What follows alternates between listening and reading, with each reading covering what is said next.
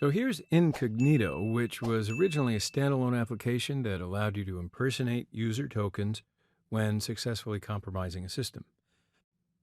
This was integrated into Metasploit and ultimately into Meterpreter.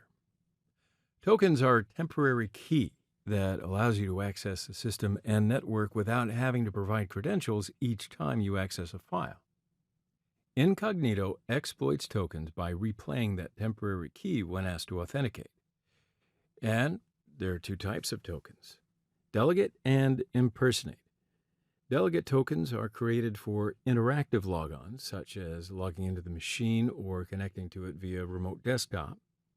Impersonate tokens are for non-interactive sessions, such as attaching a network drive or a domain logon script.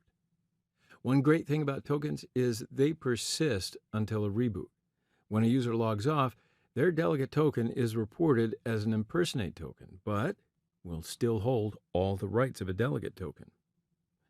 Now, once you have a Meterpreter session, you can impersonate valid tokens on the system and become that specific user without ever having to worry about credentials, or for that matter, even hashes. During a penetration test, this is especially useful due to the fact that tokens have the possibility of allowing local and/or domain privilege escalation, enabling you alternate avenues with potentially elevated privileges to multiple systems. So here we are in a Meterpreter session in Kali. Session is on Windows XP Victim. Incognito module is not loaded by default, so type load incognito to load it. Help incognito to list the variety of options we have for incognito and brief descriptions of each option. And what we will need to do first is identify if there are any valid tokens on the system. So we'll use the list tokens command to list the tokens. Well, let's use it with U parameter.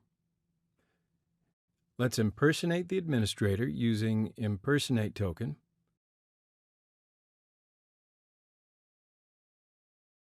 Now don't forget to put a double backslash. And after successfully impersonating a token, we check our current user ID by executing the getUID command. Now open a shell on the victim and look at who we are with the whoami command. Well, now we have another method to see who we are through the environmental variables. Echo user domain username. We are administrator user on the CL XP system now. Control-C to terminate the shell command. Now I'll use the rev to self command to be the system user again. Type getUID to check it. Okay, see, we are the system user again. So now I'll open the shell again and look who I am once more. Well, the system user looks just like this.